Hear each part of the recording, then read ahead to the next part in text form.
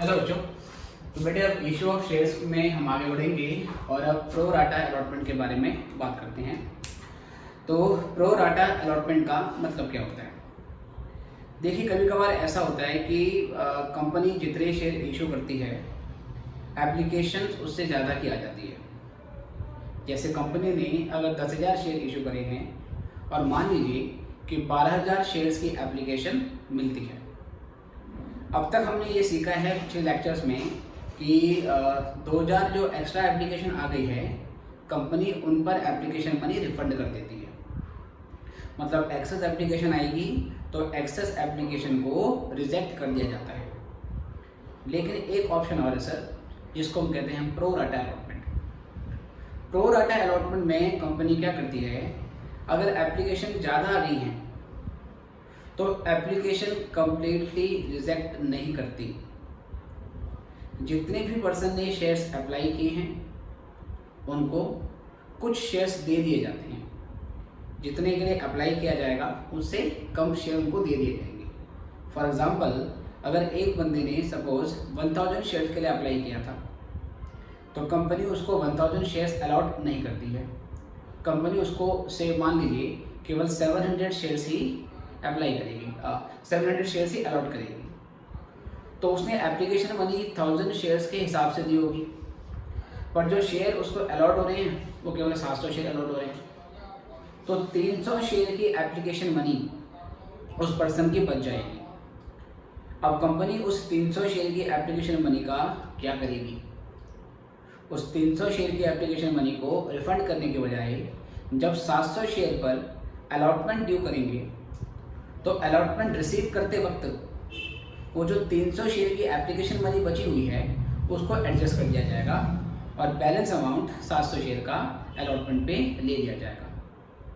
तो जब share holder जितने शेयर्स के लिए अप्लाई करता है उसे एक्चुअल में उससे कम शेयर अलॉट होते हैं और बाकी बचे हुए एप्लीकेशन मनी को आगे एडजस्ट करते हैं, तो इसको प्रो राटा अलॉटमेंट के नाम से जाना जाता है। ठीक है, तो अभी हम इसी के बारे में बात करेंगे और इस पर पहले थ्योरी देख लेते हैं और फिर वही अकाउंटिंग ट्रीटमेंट करेंगे। ऑलराइट, देखिए चलिए मतलब क्या है। When there is over subscription of shares, जब शेयर्स का ओवर सब्सक्रिप्शन हो जाता है। ओवर सब्सक्रिप्शन कहने का मतलब है जितने एप्लीकेशन जितने शेयर हमने इशू करे हैं उससे ज़्यादा की एप्लीकेशन आती है। देन कंपनी में अलॉट का मतलब बांटना shares on pro rata basis. Company in shares को प्रो राटा बेसिस पर अलॉट कर सकती है। ठीक है बेटे, it refers to proportionate allotment of shares over total applications received। जितनी एप्लीकेशन मिलेगी उसके ऊपर प्रोपोर्शनेट अलॉटमेंट कर दी जाती है शेयर्स की। फॉर एग्जाम्पल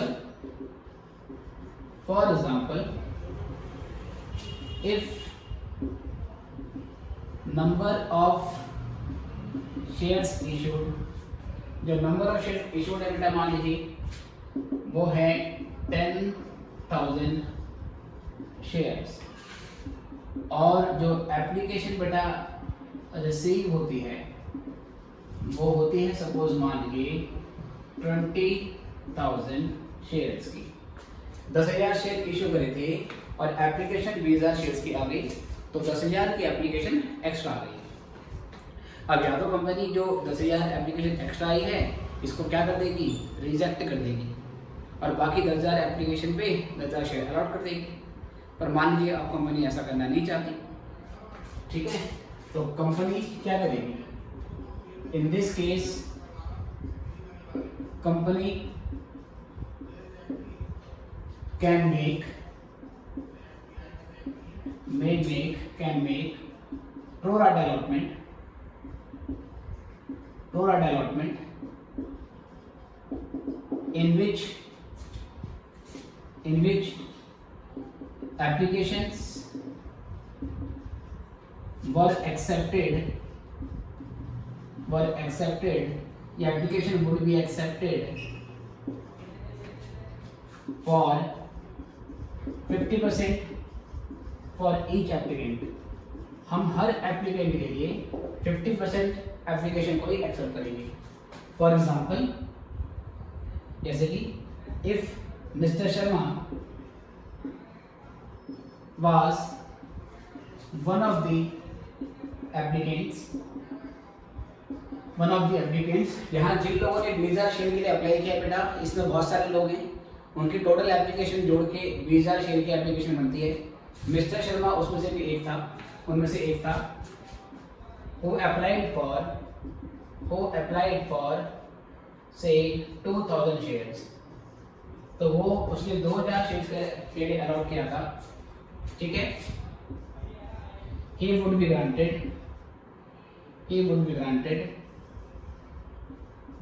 ठीक है, 1000 शेयर्स ओनली. उसको 1000 शेयर्स ही मिलेंगे. और जो उसने अप्लाई किया था कितने के लिए बेटा, 2000 शेयर के लिए, बट उसको 1000 शेयर ही मिलेंगे.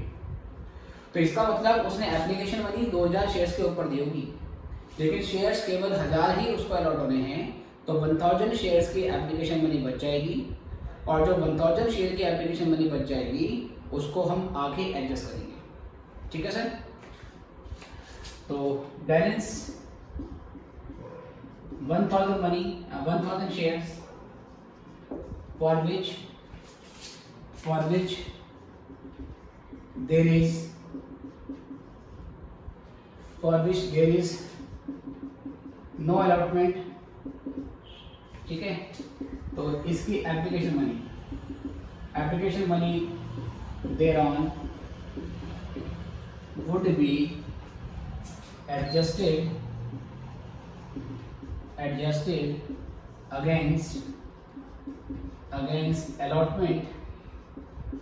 allotment money of 1000 shares granted तो शर्मा. मिस्टर शर्मा को जो 1000 शेयर ग्रांट हुए हैं उन पर जब अलॉटमेंट मांगेंगे तो अलॉटमेंट मनी को मांगते वक्त हम 1000 शेयर्स की जो एप्लीकेशन मनी बच गई है उसको एडजस्ट कर देंगे. और जब इस तरीके से प्रोपोर्शनेट अलॉटमेंट होती है, मतलब हर एप्लीकेंट को कुछ शेयर्स दे देते हैं जितने के लिए उसने अप्लाई किया होता है. 100% एप्लीकेशन एक्सेप्ट नहीं होती, कुछ प्रोपोर्शन फुलफिल कर देते हैं, और जो अनफुलफिल्ड प्रोपोर्शन बचता है उस हिस्से की एप्लीकेशन मनी हम आगे एडजस्ट कर देते हैं. ठीक है बच्चों, इसको लिखिए, फिर हम इसके ऊपर क्वेश्चन करते हैं.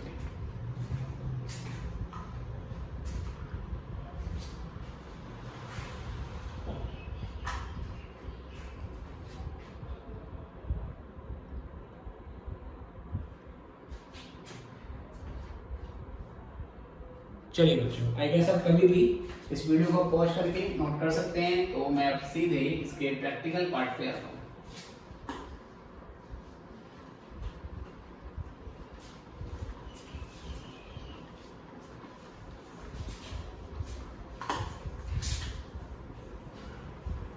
जी, let us take one question और उसके डिफरेंट केस बनाते हैं.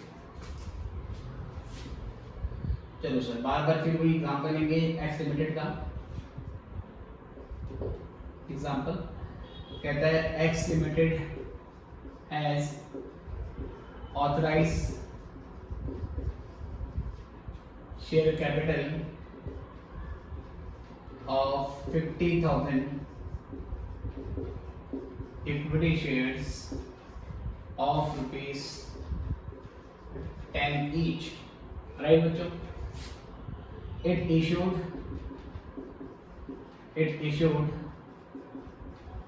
10,000 shares at a premium of ₹2 per share, payable as follow. कहता है इसने क्या करा, 10,000 शेयर इशू करें बेटा, 10,000 शेयर उसने इशू करे हैं 2 रुपए के प्रीमियम पर और अमाउंट कुछ इस तरीके से पेबल है। कहता है आपसे कि एप्लीकेशन पे ₹2 पर शेयर है। अलॉटमेंट पे बेटा कहता है 6 रुपए है, जिसपे कहता है इंक्लूडिंग प्रीमियम ₹1 पर शेयर, इसमें 1 रुपये का प्रीमियम इंक्लूड है। और कहता है balance on first and final call, और केवल एक ही कॉल है single. Balance on first and final call including premium, और जो प्रीमियम बचा हुआ है सर वो इस पे मिलेगी। ठीक है, तो पैसा 3 पार्ट में बांट दिया है, कुछ एप्लीकेशन पे मांग रहे हैं, कुछ अलॉटमेंट पे मांग रहे हैं, और बाकी बचा हुआ पैसा एक कॉल पे मांग रहे हैं, जिसको फर्स्ट एंड फाइनल कॉल बोला गया है। शेयर्स को 2 रुपये के प्रीमियम पे इशू किया गया है।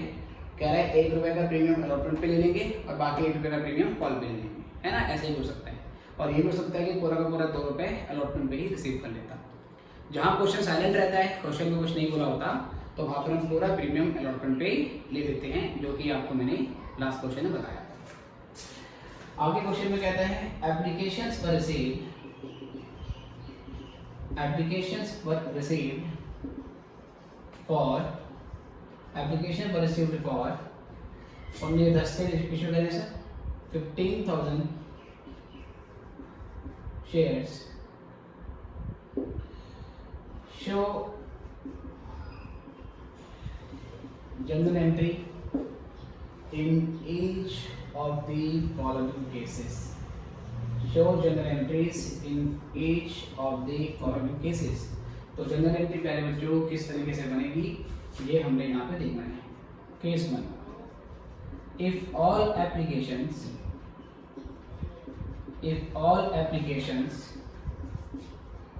were accepted on pro rata basis, हमने pro rata basis पर सारे एप्लीकेशन एक्सेप्ट कर लिए। Second case, if applications totaling 2,000 shares were rejected and balance applications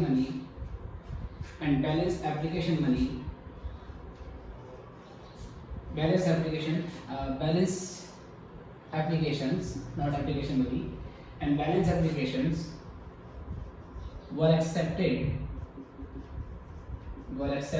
on pro rata basis, और बाकी को हमने pro rata basis पे एक्सेप्ट कर लिया। Application total for 2,000 shares were rejected and balance applications were accepted on pro rata basis। तीसरा कहते हैं if applications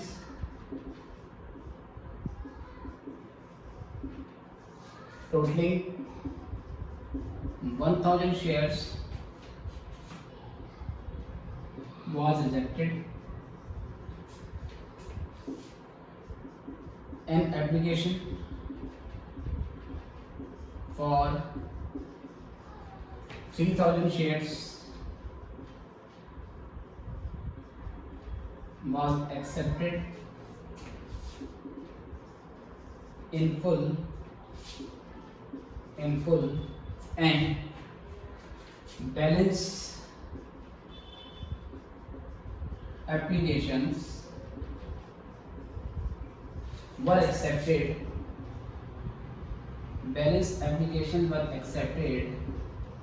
on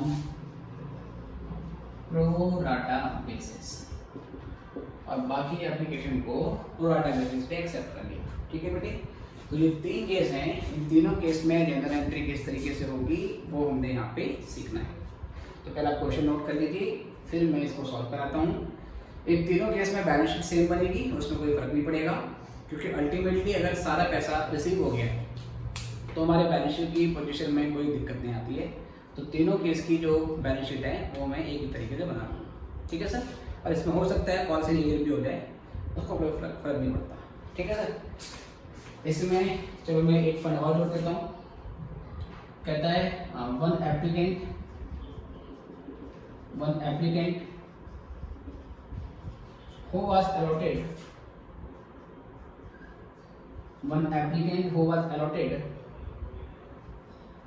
500 shares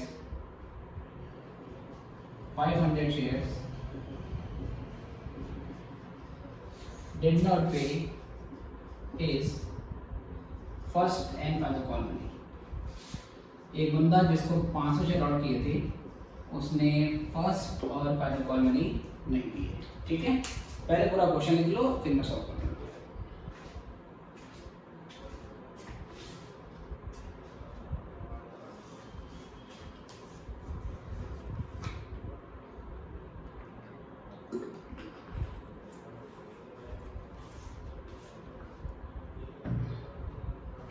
चलिए बच्चों, का गेस आपने कर लिया है, तो अब यहाँ से हम सॉल्व करते हैं। सबसे पहले कभी भी बेटा क्वेश्चन अगर इस तरीके का आता है जिसमें प्रो राइटर अलॉटमेंट होगी, उसमें पहले आपको एक वर्किंग नोट बनाना पड़ेगा, ठीक है सर। वर्किंग नोट किस तरीके से बनेगा वो मैं यहाँ बना देता हूँ। वर्किंग नोट आप पहले इस तरीके से टेबल बनाएंगे, जिसको लिखेंगे अप्लाइड नंबर ऑफ शेयर्स, कितने शेयर्स अप्लाइड हुए हैं, उसके बाद अलॉटेड नंबर ऑफ शेयर्स, कितने अलॉट किए बेटा, और फिर यहाँ से प्यारे बच्चों हम डिफरेंस निकालेंगे, ठीक है। तो पहले केस में क्या बोलता है कि हमारे पास एप्लीकेशन आई थी 15,000 शेयर्स की, और तो हमने इशू किए हैं केवल 10,000 शेयर्स, ठीक है। 10,000 शेयर में इशू करे हैं, एप्लीकेशन केवल 15,000 शेयर की आई है। और लेट सर, और क्वेश्चन में कहता है all applications were accepted on pro rata. हमने 15,000 की पूरी एप्लीकेशन पे प्रोराटा लगा दिया। इसका ये मतलब है जिसने 15 शेयर मांगे होंगे उसको 10 शेयर मिले, मतलब 2/3 हो गया, राइट। जिसने 30 शेयर मांगे होंगे उसको 20 शेयर दे दिए होंगे। तो हमें प्रपोर्शन या परसेंटेज निकालने की जरूरत नहीं है।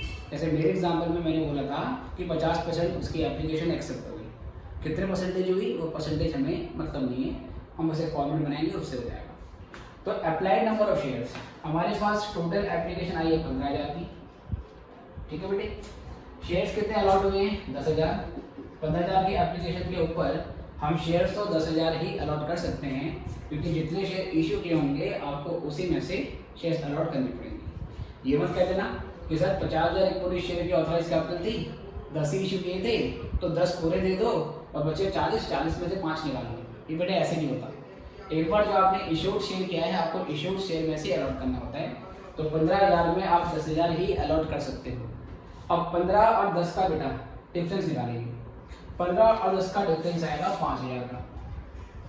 ये जो 5,000 की अमाउंट आएगी, इसको ये 5,000 में जो नंबर ऑफ शेयर्स आया इन पर एप्लीकेशन मनी बच जाएगी, राइट। अगर 15,000 एप्लीकेशन आई है तो एप्लीकेशन मनी 15,000 शेयर को मिली है।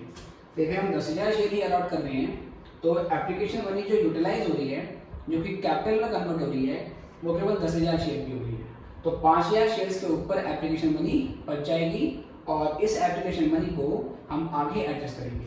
तो जो डिफरेंस आएगा उसको एप्लीकेशन मनी से इंप्रूव कर देना है। तो कितनी एप्लीकेशन हमारी 2 रुपए की, तो 2 से इंप्रूव करेंगे सर। ये 2 क्या था बेटा, ये 2 आपका एप्लीकेशन का मनी है, ये आपको ध्यान रखना है।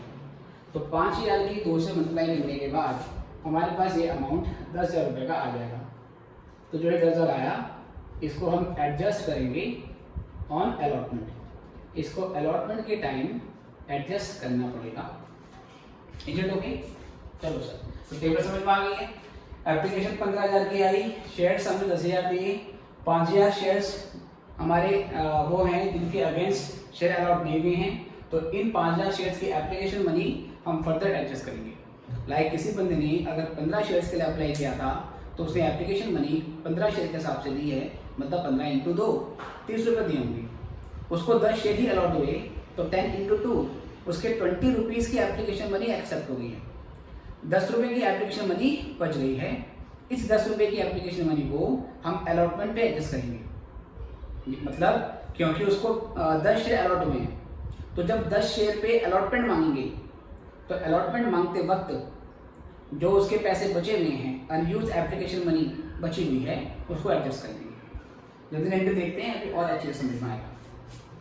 तो पहले बेटा हम फर्स्ट केस की जनरल एंट्री कर रहे हैं, ठीक है। तो पहली एंट्री होगी एप्लीकेशन को रिसीव होने की।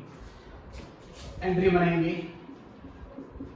बैंक अकाउंट डेबिट टू, अब की बार बोला गया इक्विटी शेयर, तो इक्विटी शेयर एप्लीकेशन अकाउंट, जितनी एप्लीकेशन आई है बेटा उससे एंट्री बनेगी।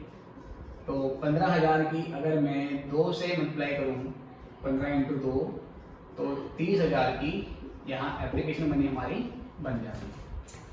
उसके बाद दूसरी एंट्री जो होगी वो होगी equity share application account debit, ठीक है सर।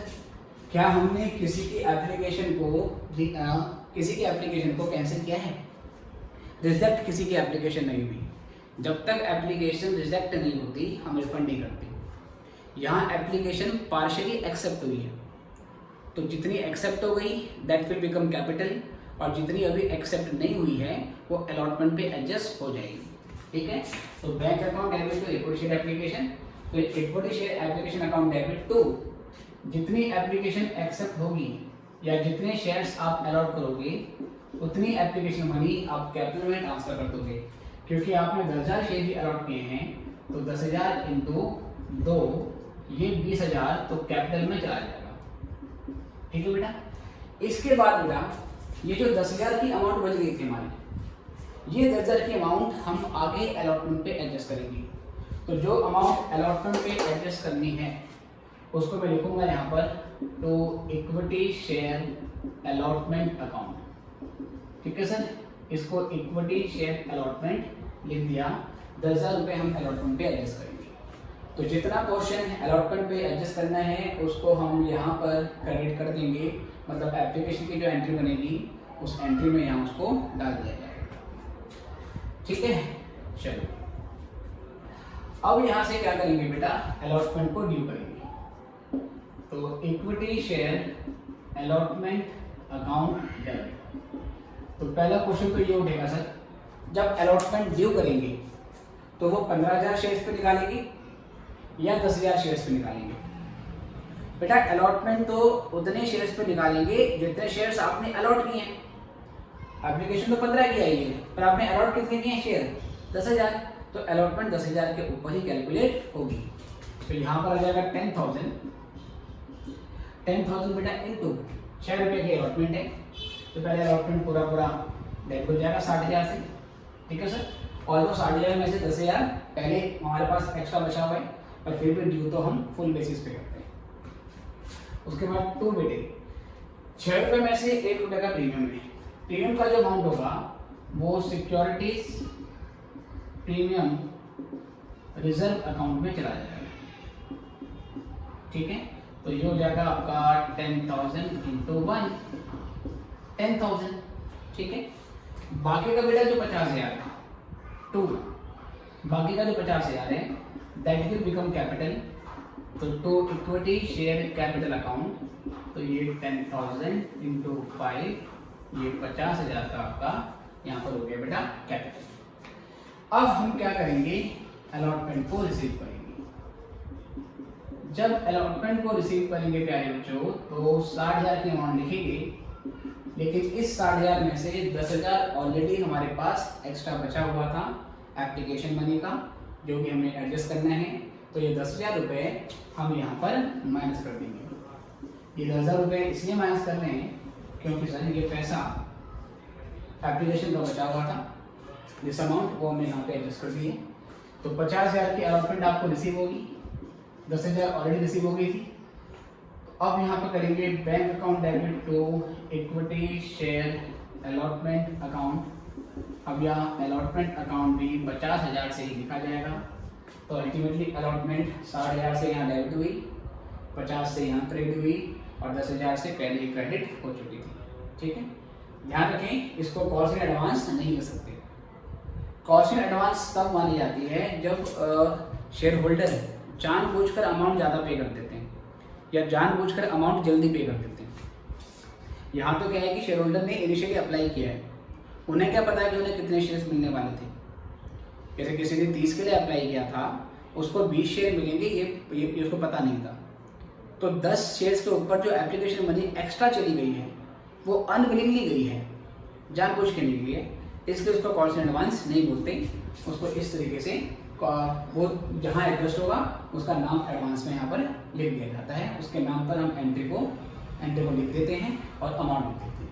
ठीक है, अब इसके बाद क्या करेंगे बेटा, फर्स्ट कॉल की एंट्री करेंगे। चलो फर्स्ट कॉल की एंट्री मैं यहाँ कर देता हूँ, यही फर्स्ट और फाइनल कॉल भी है। Equity share first and final call account debit. तो कितने शेयर की एप्लीकेशन आई है बेटी? एप्लीकेशन बेटा 10,000 शेयर इशू करे थे तो 10 पे करेंगे। अरे तो एप्लीकेशन 15 की आई थी, और जो हम अलॉटमेंट और उसके बाद की एंट्री जितने शेयर्स अलॉट किए होते हैं उसके बेस पे बनाते हैं। अब बेटा यहाँ फाइनल कॉल में बैलेंस बोला हुआ है, तो बैलेंस कितना होगा? 10 रुपए का शेयर 2 रुपए के प्रीमियम पे इशू हुआ है, तो इसका मतलब शेयर 12 रुपए का हो चुका है। 12 में से बेटा 6 और 2 8 रुपए यहाँ पर मांग चुके हैं। ठीक है, 10 वाला शेयर 2 रुपए के प्रीमियम पे इशू हुआ था तो शेयर 12 का हो गया। 12 में से हम 2 और 6 8 रुपए यहाँ मांग चुके हैं, बचे 4 रुपए। वो 4 रुपए फर्स्ट और फाइनल कॉल से बिलोंग करते हैं। तो 10 × 4 ये हो जाएगा 40,000, जिसपे 1 रुपए का प्रीमियम भी इंक्लूड है, क्योंकि टोटल प्रीमियम 2 रुपए का था। अगर 1 रुपए का प्रीमियम अलॉटमेंट पे मांगा है तो बाकी बचा हुआ 1 रुपए का प्रीमियम हम आगे वाले कॉल पे मांग लेंगे। तो प्रीमियम का पैसा यहाँ डाल देंगे। तो सिक्योरिटीज प्रीमियम रिजर्व अकाउंट ये हो गया 10,000 × 1 10,000। ठीक है बेटे, और बाकी जो बेटा बैलेंस बचेगा आपका वो बन जाएगा कैपिटल। तो 2 इक्विटी शेयर कैपिटल अकाउंट जो कि 10,000 × 3 सीधे 30,000 यहाँ पे डाल देंगे। अगली एंट्री में इसको रिसीव करेंगे बेटे, तो अब ये पूरा रिसीव हो जाएगा। Bank account debit to equity share first and final call. Equity share first and final call. ठीक है सर, तो कितना बेटा 40 ड्यू हुआ और 40 ही रिसीव हो गया। ठीक है, अगर आपके समझ में आ गया है इसको नोट कीजिए, फिर उसके बाद में केस सेकंड थर्ड पे आऊंगा।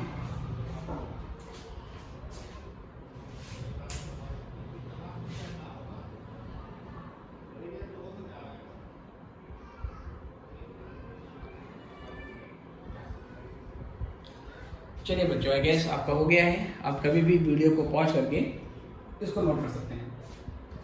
सेकंड केस में क्या बोलता है? सेकंड केस में कहता है कि applications totalling 2000 shares were rejected.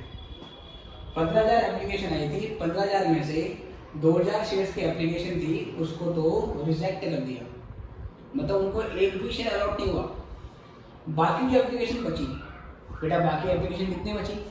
तो 15,000 में से अगर 2,000 एप्लीकेशन कैंसिल हो गई हैं, बची 13,000, उन 13,000 पे लगा दिया है प्रोराटा, मतलब बैलेंस बची हुई 13,000 एप्लीकेशन पे हमने 10,000 शेयर्स अलॉट कर दिए। ठीक है, तो कहाँ चेंज जाएगा? पहले तो टेबल चेंज करोगे, क्या चेंज जाएगा देखो। अब की बार आप इस तरीके से 2 कैटेगरी बनाओगे, जो 2,000 एप्लीकेशन है वो अलग, जो 13,000 बैलेंस बच गई वो अलग, है ना सर। टोटल जो एप्लीकेशन है बेटा वो 15,000 ही होनी चाहिए, और जो शेयर्स आप अलॉट करोगे वो आप 10,000 शेयर मैक्सिमम अलॉट कर सकते हो। 2 कैटेगरी बना दी, 2,000 का क्या हुआ और 13,000 की एप्लीकेशन का क्या हुआ। इन 2,000 एप्लीकेशन पे कितने शेयर अलॉट हुए सर? नील, इन्हें कुछ भी शेयर अलाउड नहीं हुआ। तो इनका डिफरेंस कितना बचा? 2000 माइनस नील मतलब 0 बचा 2000। इस 2000 की एप्लीकेशन मनी हमें पूरी रिफंड करनी पड़ेगी, तो यहाँ पर एप्लीकेशन से मल्टीप्लाई करेंगे। तो 2000 की अगर बेटा मैं एप्लीकेशन 2 रुपये की है उससे मल्टीप्लाई करूँ तो यहाँ 4000 का अमाउंट बन के आता है, और इस 4000 के अमाउंट को मुझे रिफंड करना पड़ेगा, क्योंकि इनको कुछ भी एप्लीकेशन, क्योंकि कोई भी शेयर इन्हें अलाउड नहीं हुए हैं, तो इनका पैसा रिफंड हो जाएगा सर। ठीक है, 13000 की एप्लीकेशन पे हमने 10000 शेयर अलाउड कर दिए, तो इन 13 वालों को हमने 10000 शेयर दी। एप्लीकेशन इनकी 13000 की थी, शेयर केवल 10000 मिले हैं, तो इनकी 3000 शेयर्स की एप्लीकेशन पे कुछ भी अलाउड नहीं हुआ है। इनकी पार्शियल एप्लीकेशन एक्सेप्ट हुई है, और जिनकी पार्शियल एप्लीकेशन एक्सेप्ट होती है मतलब थोड़ी एक्सेप्ट हो जाती है, उनके बचे हुए पोर्शन को आगे कैरी फॉरवर्ड करते हैं, इसका मतलब आगे एडजस्ट करते हैं। तो इसी 3000 के आप 2 से इंटू करेंगे, ये 2 से क्यों इंटू कर रहे हैं बेटा? मल्टीप्लाई आपको यहाँ पर हमेशा एप्लीकेशन से करना है, ध्यान रखना, इस कॉलम में हमेशा मल्टीप्लाई आपको एप्लीकेशन से करना है। तो 3000 की अगर हम 2000 से इंटू करते हैं बेटे तो 6000 का अमाउंट आएगा, और इसके बाद हम लिखेंगे एडजस्ट ऑन अलॉटमेंट, कि ये अलॉटमेंट पे एडजस्ट हो जाएगा। ठीक है सर, तो 2000 वाले को कुछ भी नहीं दिया, और 13000 की एप्लीकेशन पे 10000 शेयर दे दिए, उस हिसाब से एडजस्ट कर लिया। जनरल एंट्री में क्या चेंज आएगा सर? ठीक है, सेकंड केस कर रहे हैं। पहले एंट्री सेम होगी, bank to share equity share application, जितनी एप्लीकेशन आई है बेटा, आई तो 15000 ही है, तो फर्स्ट एंट्री हर केस में सेम रहेगी। सेकंड एंट्री में क्या करेंगे बेटा? 10000 इंटू 2 है ना, 10000 इंटू 2, ये सर आपका बीता चला जाएगा कहाँ पर? शेयर कैपिटल में। कैपिटल में वही अमाउंट जाएगी जितनी अमाउंट आपने एक्चुअल में क्या करिए बेटा, आपने शेयर इशू करे हैं, तो इशूड शेयर का अमाउंट ये जाएगा कैपिटल में। अब की बार अलॉटमेंट पे कितना अमाउंट एडजस्ट हो रहा है बेटे? अब की बार अलॉटमेंट पे केवल 6000 रुपये ही एडजस्ट हो रहे हैं, तो जो अमाउंट अलॉटमेंट पे एडजस्ट करोगे बेटा 6000 रुपये, वो 6000 रुपये हमने टेबल में इस कॉलम से देख लिए। कुछ एप्लीकेशन हुई है रिजेक्ट, और जो एप्लीकेशन रिजेक्ट हुई है उनका पैसा वापस करना पड़ेगा। तो कितना पैसा वापस करना है बेटा? 4000। ये 4000 किसका पैसा है? ये 2000 शेयर्स का पैसा है, 2 रुपये के हिसाब से। जिन्हें एक भी शेयर नहीं मिला था, जिन्हें एक भी शेयर नहीं दे रहे हैं, उसका पैसा हम नहीं रखेंगे, उसको रिफंड कर देंगे। तो 2000 के 2 से इंटू करी, यहाँ से 4000 का अमाउंट हमारे पास आ गया है। अब बेटा अलॉटमेंट जो करेंगे, अगेन अलॉटमेंट डी होगी आपकी 10000 इंटू 6 के हिसाब से 60000, 1 रुपये का प्रीमियम है, और सर ये 50,000 है। जब अलॉटमेंट को रिसीव करेंगे तो क्योंकि हमने अलॉटमेंट पे 6000 रुपये एडजस्ट किए हैं, तो अब यहाँ 10000 के बदले 6000 ही माइनस होगा, है ना। जितना अमाउंट अलॉटमेंट पे एडजस्ट होने हैं वही यहाँ पे क्रेडिट होता है, और वही यहाँ पे माइनस कर देते हैं। 10000 में से 6000 में से 6 माइनस करेंगे तो ये 54 आ गया, ये भी 54 आ गया। ठीक है सर, तो जो 6000 रुपये एक्स्ट्रा बच गया था उसको यहाँ एडजस्ट कर लिया, बैलेंस हमें रिसीव हो गए हैं। उसके बाद फाइनल कॉल ड्यू हो जाएगी सेम उसी अमाउंट से, और फाइनल कॉल रिसीव हो जाएगी, उसमें कोई चेंज नहीं रहेगा। बस जो पैसा बच जाता है वो अलॉटमेंट पे एडजस्ट करते हो, तो सेकंड एंट्री चेंज होती है।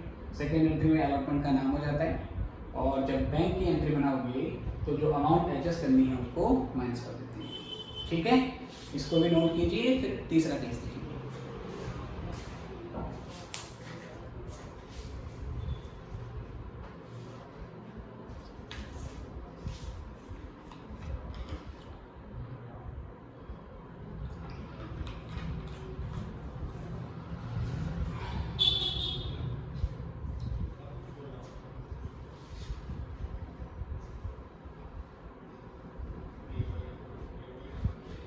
ठीक है बच्चों, आई गेस आपने कर लिया है। आप कभी भी वीडियो को पॉज करके इसको नोट कर सकते हैं। अब यहाँ से हम केस नंबर 3 में आएंगे। थर्ड केस में कहते हैं application totalling for 1000 shares were rejected. 1000 shares की एप्लीकेशन को कर दिया reject. And application for 3000 shares was accepted in full. देखो बेटे क्या बोलना चाह रहा है, टोटल एप्लीकेशन 15000 आई थी, 15000 में से 1000 शेयर्स की एक एप्लीकेशन थी, उसे कर दिया रिजेक्ट, कुछ भी नहीं दिया। एक और एप्लीकेशन 3000 शेयर्स की थी, उसको फुल्ली एक्सेप्ट कर लिया। एक्सेप्टेड इन फुल का मतलब है कि कुछ एप्लीकेंट ऐसे थे जिन्होंने 3000 शेयर मांगे थे इन टोटल। उन एप्लीकेंट्स को 3000 शेयर्स मांगे थे, 3000 ही दे दिए, उनको 100% अलॉटमेंट दे दिया, उनकी एप्लीकेशन फुल्ली एक्सेप्टेड हो गई। ठीक है, अगेन ये कंपनी की मर्जी होती है किसकी एप्लीकेशन करनी है रिजेक्ट, किसकी एप्लीकेशन फुली एक्सेप्ट करनी है और किसकी एप्लीकेशन पार्शियली एक्सेप्ट करनी है, वो कंपनी की मर्जी के ऊपर डिपेंड करता है। फॉर एग्जांपल अगर आप कोल्ड ड्रिंक बेचते हो तो एक कस्टमर कोल्ड ड्रिंक लेने आया, उसको मना कर दिया कि तुझे नहीं देंगे। कुछ कस्टमर आए जिन्होंने सपोज 5 बेसिकली क्या करा, 5 कोल्ड ड्रिंक की बोतल मांगी, आपने 5 ही दे दी, तो ये हो गया एक्सेप्टेड इन फुल। कुछ कस्टमर ऐसे आए जिसने बोला 5 कोल्ड ड्रिंक दे दो, आपने उसको दे दी 3, इसको क्या बोला जाएगा, पार्शियली एक्सेप्टेड। तो किस पे क्या करना है, ये कंपनी की मर्जी होती है। तो कंपनी कहती है 1000 एप्लीकेशन पे मना किया, 3000 को फुली एक्सेप्ट किया और जो बची उस पर प्रो डाटा लगा दिया। तो पहले बेटा ये टेबल चेंज होगी, ये टेबल हमें चेंज करनी पड़ेगी। इसमें भी हम 3 कैटेगरी बनाएंगे, इसमें भी हम 3 कैटेगरी बनाएंगे। ठीक है सर, 1000 का क्या हुआ, 3000 का क्या हुआ और बेटा बैलेंस का क्या हुआ।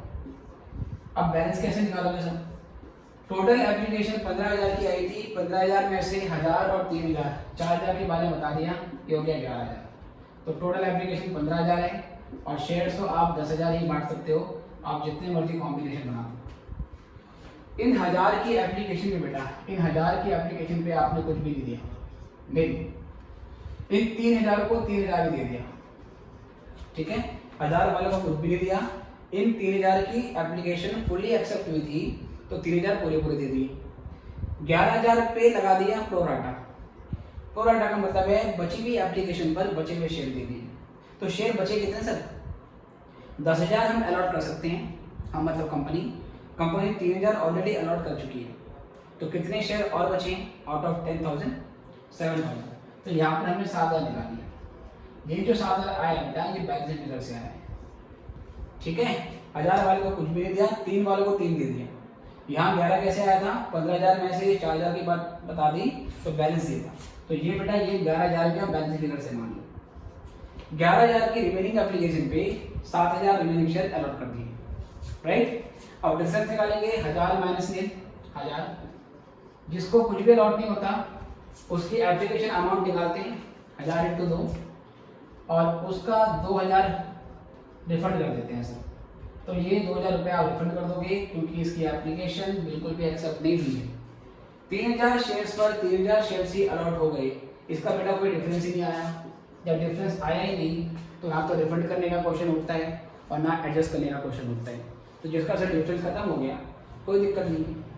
इस 11 में से 7 माइनस करोगे तो यहाँ 3000 आएगा और 3000 × 2 जिसकी एप्लीकेशन पार्शियली एक्सेप्ट हो रही है उसका बचा हुआ बैलेंस आगे एडजस्ट होता है। तो 3000 के अगर मैं 2 से इंटू करूँ तो 6000 आ जाएगा बेटा।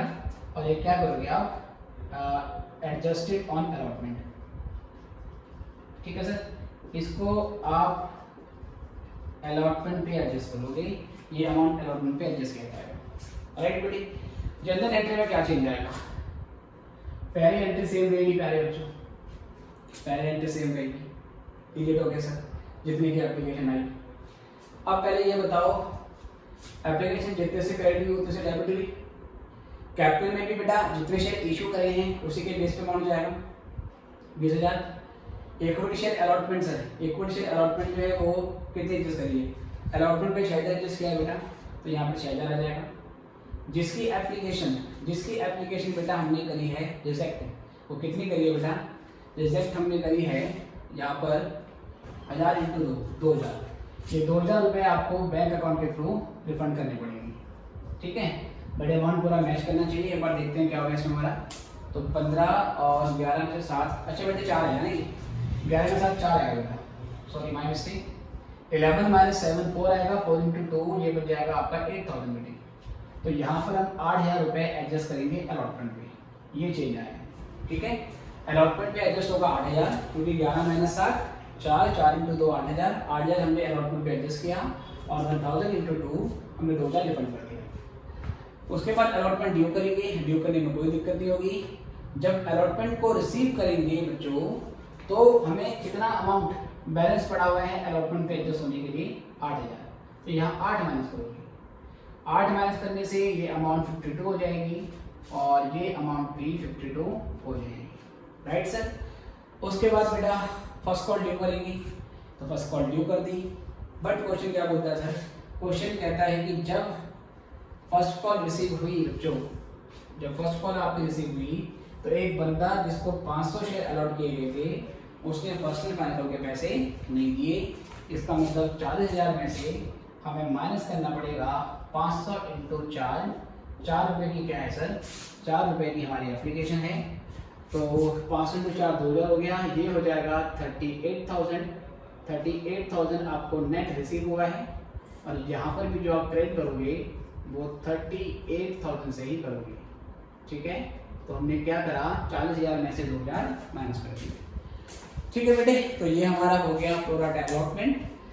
चलो ये 2 केस में हमें पूरा पैसा मिल चुका है और तीसरे केस में क्या है बेटा, हमारी पॉलिसी एरियर है। तो फटाफट से इनकी बैलेंस शीट की प्रेजेंटेशन भी देख लेंगे। इतना नोट करो, फिर मैं दोनों केस में बैलेंस शीट बनाता हूँ।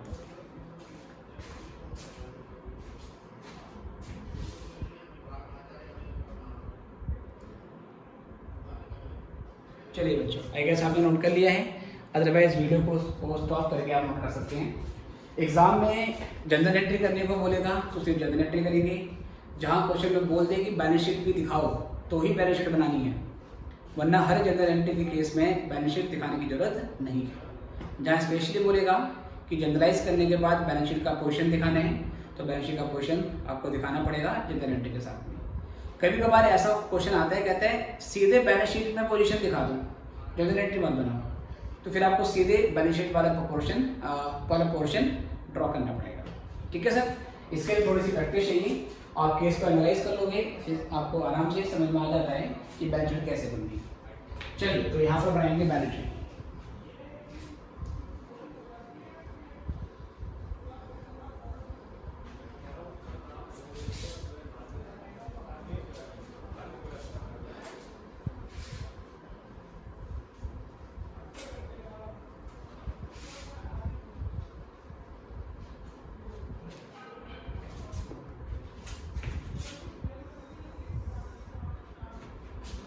देखो बच्चों, तो अब हम केस फर्स्ट के लिए बैलेंस शीट बना रहे हैं।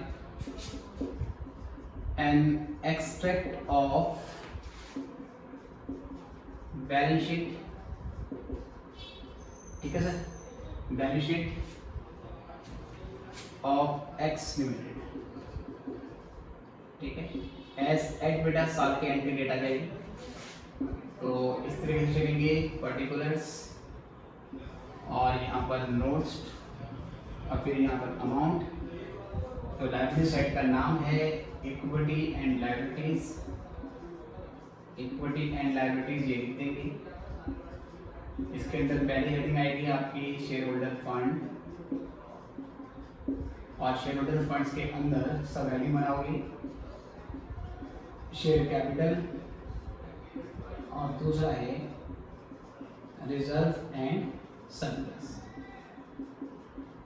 ठीक है सर, रिजर्व एंड सरप्लस ये आपका अमाउंट यहाँ से आ जाएगा। उसके बाद बेटा सीधे आप बनाओगे नोट्स टू अकाउंट, और जो नोट्स टू अकाउंट हैं इसमें यहाँ पर 1 और यहाँ पर 2। तो नोट्स टू अकाउंट को आप डिटेल में दिखाते हैं, लाइक ऑथराइज पोर्शन, उसके बाद इशूड पोर्शन और फिर उसके बाद सब्सक्राइब पोर्शन करते हैं सर। तो नोट्स टू अकाउंट में आपने पहला लिखा शेयर कैपिटल, और इसमें पहले बताओगे आप ऑथराइज्ड शेयर कैपिटल। ठीक है बेटा, इतना ऑथराइज शेयर कैपिटल ये लिखा है। तो ऑथराइज शेयर कैपिटल आप किस तरीके से करोगे इसको ध्यान से देखें। हमारे पास 50,000 इक्विटी शेयर बोला गया, तो 50,000 इक्विटी शेयर्स ऑफ ₹10 ईच, यहाँ आएगी हमारी नॉमिनल वैल्यू 5 लाख शेयर। उसके बाद इशूड शेयर कैपिटल, ठीक है सर, कितने शेयर हमने इशू करे, इशू करें 10,000, 10,000 equity shares of rupees 10 each। तो ये हो जाएगा बेटा आपका 1 लाख। उसके बाद फिर सब्सक्राइब्ड शेयर कैपिटल,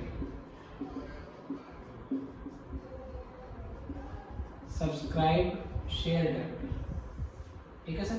ऐसे लाइन खींचना चाहो तो लाइन खींच सकते हो आप। Subscribe share capital sir. तो बेटा पूरा पैसा आ गया सॉरी, किसी भी शेयर पे कॉल से एरियर नहीं है। तो subscribed and fully paid up, share capital, ठीक है। तो 10,000 equity shares of rupees 10 each. तो 1 लाख पे पूरा अमाउंट आ गया, ठीक है बेटा। तो यही आपकी कैपिटल आ जाएगी 1 लाख रुपए की, या फाइनल यहाँ डाल देंगे।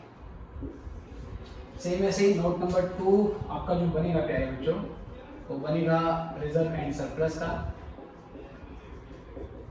ठीक है सर। और जो रिजर्व और सरप्लस का हमारा अमाउंट बनेगा बच्चों, वो ऐसे आएगा बिल्कुल इस तरीके से। आप लिखोगे सिक्योरिटीज प्रीमियम रिजर्व। तो बेटा प्रीमियम कितना मांगा है हमने? प्रीमियम बेटा हमने 2 रुपये का मांगा है 10,000 शेयर के ऊपर। तो 10,000 शेयर पर 2 रुपये के हिसाब से 20,000 का प्रीमियम बनता है। 2 रुपये में से 1 रुपया मांगा था अलॉटमेंट पे, 1 रुपया मांगा था कॉल पे। कोई फर्क नहीं पड़ता, अल्टीमेटली सर हमें पूरा प्रीमियम रिसीव हो गया है, क्योंकि कहीं पे भी कोई कॉल से एरियर नहीं है। तो 20,000 रुपये बेटे 10,000 इंटू 2, 20,000 रुपये का प्रीमियम है। और ये प्रीमियम का अमाउंट हम यहाँ डाल देंगे। तो ये बैलेंस शीट फर्स्ट केस में बनेगी बेटा, और यही बैलेंस शीट सेकंड केस में भी बनेगी, क्योंकि अल्टीमेटली सेकंड केस में भी सारा पैसा आ गया है। बस शेयर्स को बांटने का तरीका चेंज हुआ था, ठीक है। कंपनी ने जो शेयर्स अलॉट किए हैं उसको बांटने का तरीका चेंज किया है, बट अल्टीमेटली जितने भी शेयर अलॉट हुए हैं उन सब पर पूरा पैसा आ गया है। इसलिए प्यारे बच्चों फर्स्ट और सेकंड में सेम बैलेंस शीट बनेगी। थर्ड में क्योंकि कॉल से एरियर है तो थोड़ा सा चेंज आएगा। फिलहाल आप नोट कीजिए, फिर मैं थर्ड केस के लिए आता हूँ।